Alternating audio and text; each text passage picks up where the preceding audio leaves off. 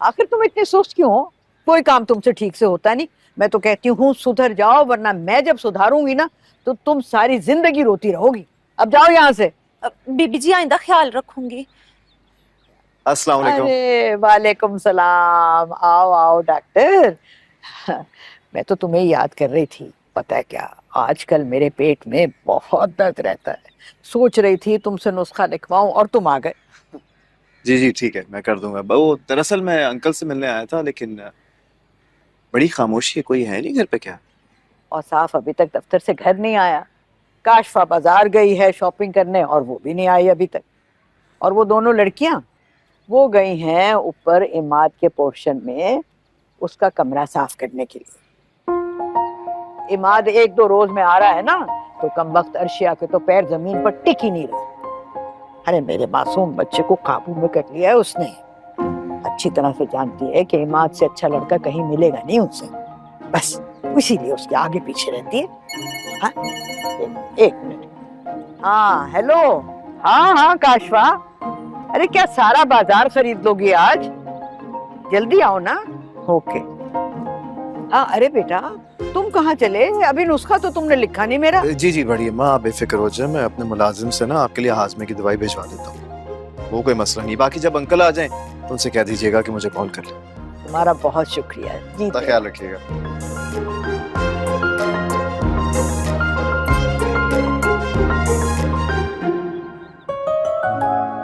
बेचारी की जिंदगी पहली बहुत डिफिकल्ट है। अच्छा है अगर उसे कहीं से खुशी मिल सकती है।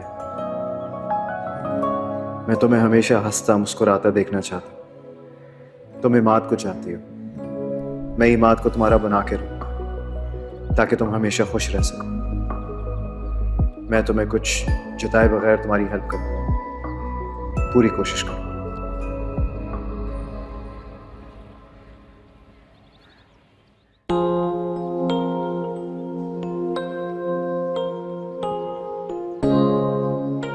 इमाद अच्छा लड़का है। चलो, अर्शिया ने कोई फैसला तो अकलमंदी से किया। डॉक्टर साहब। अनुशिया, वाह व्हाट अ सरप्राइज। आओ बैठो।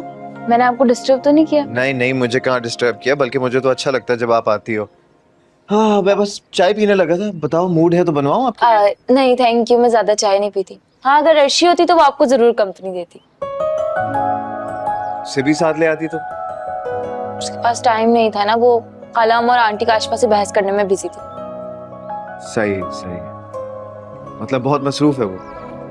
मेरी बहन झगड़ालू नहीं है, बस अपने हक के लिए लड़ने वालों में से। बहुत प्यार करती हो ना अपनी बहन से? इसमें कोई शक नहीं है, वो बहुत अच्छी है, पर उसे मेरा रोज यहाँ आना अच्छा नहीं लगता। मगर आप बहुत अच्छे हैं, इसलिए मुझे आपसे बात करके अच्छा लगता है। Thank you so much. अगर देखा जाए वो अपनी जगह गलत नहीं है, तो मैं अपनी जिम्मेदारी समझती है ना, इसलिए वैसे कहती है। बट मैं तुम्हें ये बताना चाहता हूँ, मुझे हमेशा तुम्हारा इंतजार रहता है। पता है क्यों? क्यों? आओ मैं तुम्हें दिखा। हाँ आओ तो सही। कम कम।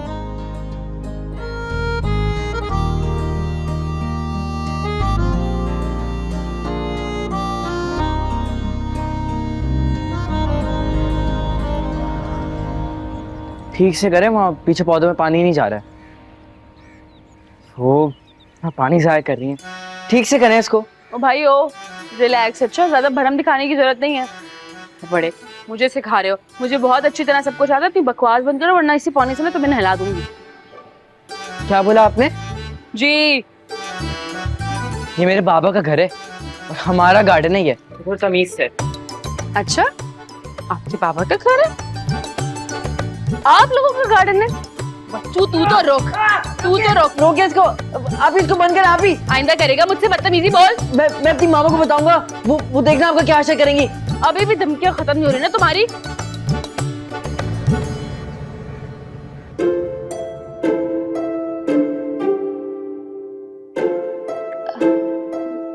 ये तो शायद मेरी तस्वीर है, मगर ये आयमा है, मेरी बहन, मेरी प्यारी सी बहन है ना, बिल्कुल तुम जैसी। मुझे तो लगा मेरी ही तस्वीर है। तुम्हें पता है मैंने पहली बार जब तुम्हें देखा था ना, मुझे ऐसा लगा जैसे मेरी आयमा दुनिया में वापस आ गई है। क्या मतलब? क्या वो या कम उम्र के लिए इस दुनिया में आई थी, 15 साल की एज में इस दुनिया से चली गई, लेकिन मुझे भूलती नहीं है यार। So sad. आई नो, लेकिन तुम मेरे लिए आयमा जैसी हो, मेरी प्यारी बहन जैसी।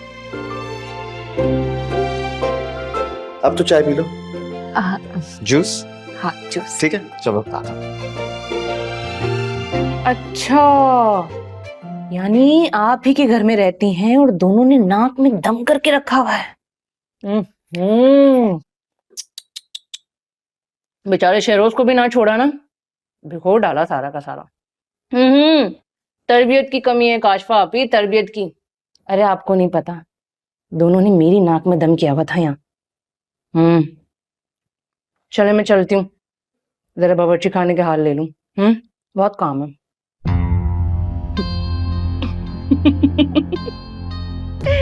अरे सुनती हो सिमा पापी, आपकी बेटियों ने नाक में दम कर दिया है। अच्छा है, यही होना चाहिए इसके साथ। मैं तो कहती हूँ 2-3 महीने ना उन्हें वहीं छोड़ दो। काशफा तो घर छोड़ के भाग जाएगी। कल ही जाती हूँ काशफा की तरफ, जरा देखूं तो सही आपकी मासूम बच्चियों ने ऐसा भी क्या कर दिया उनके साथ।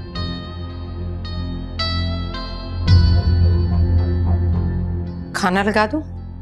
हाँ हाँ, फौरन खाना लगाएं, बहुत भूख लग रही है। हराम है जो सुबह से एक दाना भी मुंह में डाला हो तो।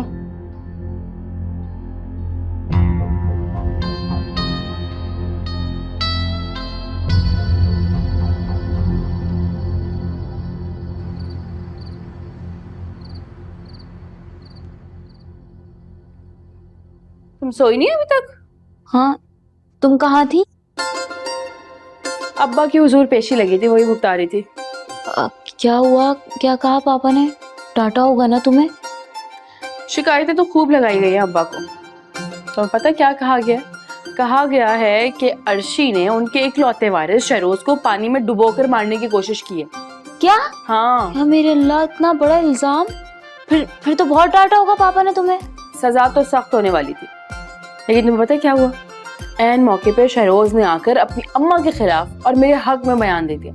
कहता है कि ऐसा कुछ भी नहीं है, वो तो अर्शी आपी पौधों को पानी दे रही थी तो साथ में उन्होंने मुझे भी भिगो दिया। वाकई शहरोज ने ऐसा कहा?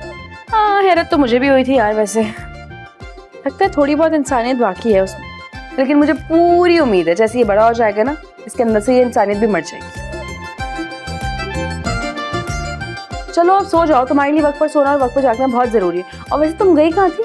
वो मैं डॉक्टर सिहाम के घर गई थी, वो मुझे अक्सर बुलाते रहते हैं ना। वैसे तुम्हें एक बात बताऊं, आज तो डॉक्टर सिहाम की बातों ने मुझे बहुत ही हैरान कर दिया।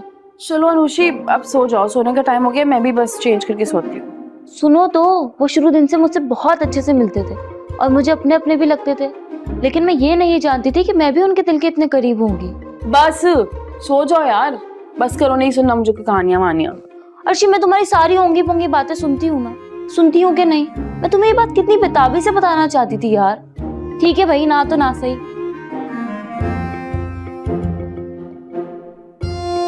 वहां नानी मेरे लिए कन खजूरे जैसे रिश्ते ढूंढ रही है और ये यहाँ अपने ही सीन ऑन करके बैठी हुई है।